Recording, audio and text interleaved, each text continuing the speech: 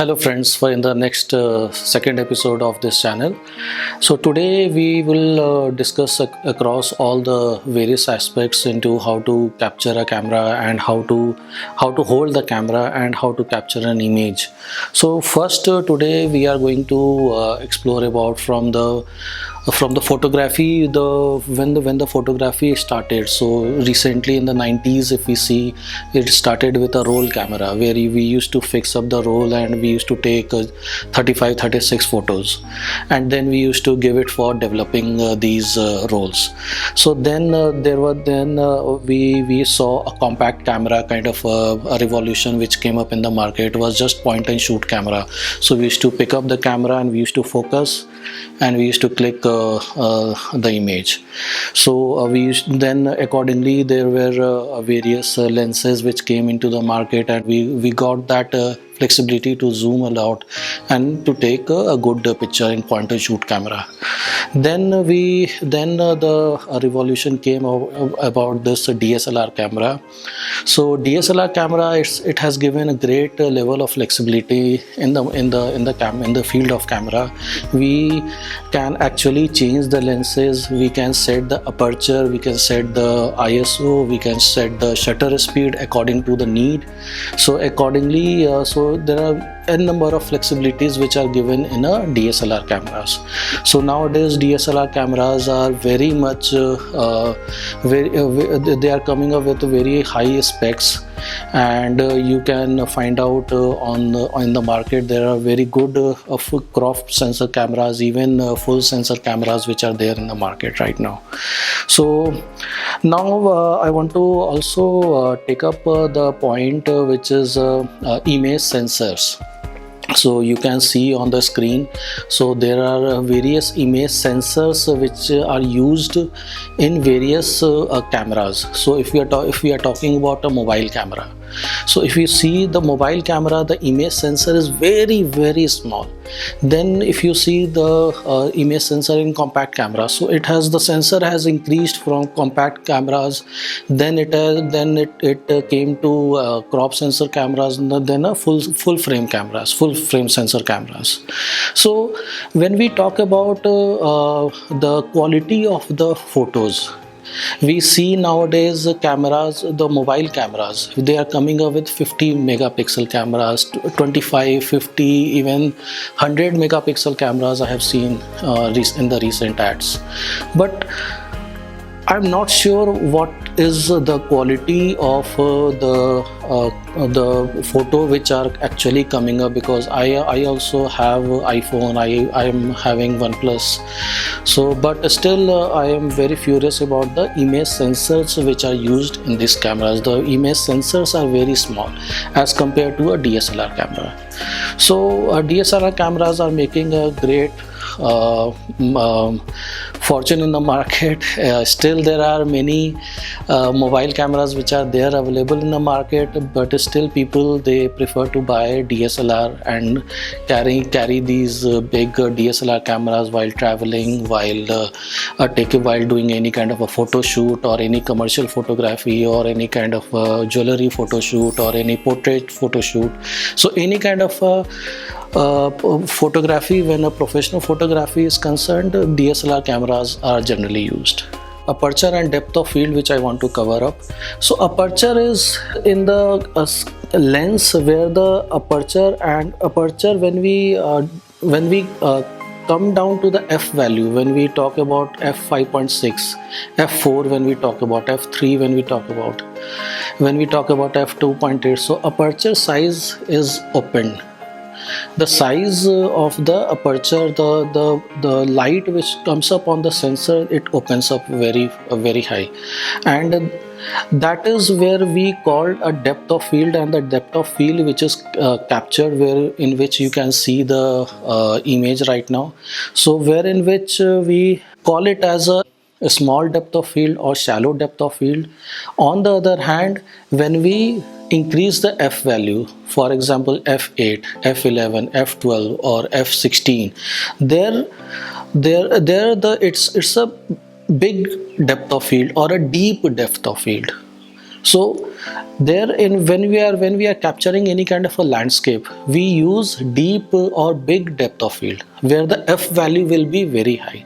And when we are doing any kind of portrait, or where you want a background to be blur, then we call it as a shallow depth of field, where the f value, we reduce the f value and we take the photo over there. So that is one point I want to cover. Next point I want to cover is auto mode. When in every camera there is an auto mode. So in auto mode, you are allowing the camera to decide what should be the aperture, what should be the ISO, and what should be the shutter speed. So when you are a professional photographer, when you know what are the exposure triangles, so you should have that capability, and you should learn in which particular scenario, or in which particular lighting condition, what should be the exposure triangle. So never use auto mode. Auto mode, in again I'm saying, in auto mode you are allowing the camera to decide what should be the aperture, shutter speed, and ISO. Don't allow the camera to decide. So because you are buying a DSLR camera, these cameras start from in the lakhs of rupees or thousands of dollars and all. So why are you allowing the camera to decide what is the aperture speed and what should be basically the exposure triangle? So you should be in a condition to manipulate all these exposure triangle and take a good photo. Autofocus and stabilizer, a feature which is there on the lens. So whenever you start with a camera, check that autofocus is on and stabilization mode is on. So when you can see in the picture, wherein which you can see that where the stabilization and the autofocus feature is on in the lens. When we click on the camera, half press is for focus and full press is for taking the photo. I was doing one workshop, so there were a couple of people. They were at the age of 60-65 and they retired from army, and they were having a very good years of experience into photography. So there is one bonus tip which I want to share in this channel. So whenever you are doing a half focus, and when you are clicking for the full focus, when you are clicking on the full focus button, exhale the breath. So while exhaling the breath, click on the second click when you are taking the final photo. So when we release the breath, the body is in a very subtle position. The very sharp picture will come. It will be captured in the camera. So whenever we are whenever we are clicking the second time, just release the breath. While releasing the breath, do the second click. So this is the bonus tip which I want to share today. Now we are talking about the blur and the sharp images. So this, if you do all these activities when you are clicking, and your body, when you are holding the camera, you should be holding the camera like this. So this point should be working. This point should be working as your tripod. So when you are holding a camera, so hold it like this, and this should be your tripod, and then click the camera. And when you are holding it vertically like this, so this right hand should be on the top, and your left hand should be working as a tripod.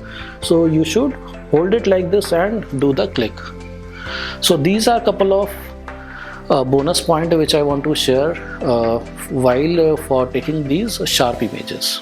Next point I want to cover is check your images before it's too late. So whenever you take any image, so there is a setting in the camera that you can view these images for 2 or 3 seconds. So whenever you are viewing this image, just to make a zoom that this image has been taken perfectly, sharpness is there, do the focus on the eyes of the subject and make the second click. So check the photos before it's too late, because whenever you are doing that any kind of a shoot or any moment, so that moment is passed on. So you have to be very assertive, and you have to take good photos and sharp images, and it's just check out some of the images on the view panel.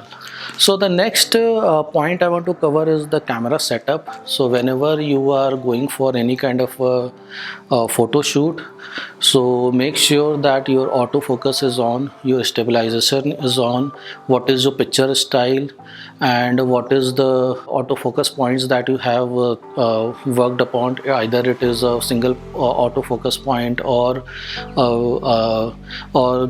other like 20 or maybe 45 focus point or all the 54 focus point. It depends upon your camera, which camera you have got.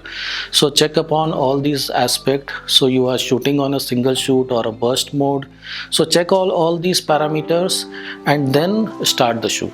So these are the camera setups that you have to work it out before doing the shoot. So in the next tutorial we are going to talk about the composition. So watch out for the next tutorial and request you to subscribe and like this channel, because it will help me to understand the people if you are liking these tutorials which I am making, and whatever the tips or the kind of a feedback if you want to give, you can write it down. Okay, thank you.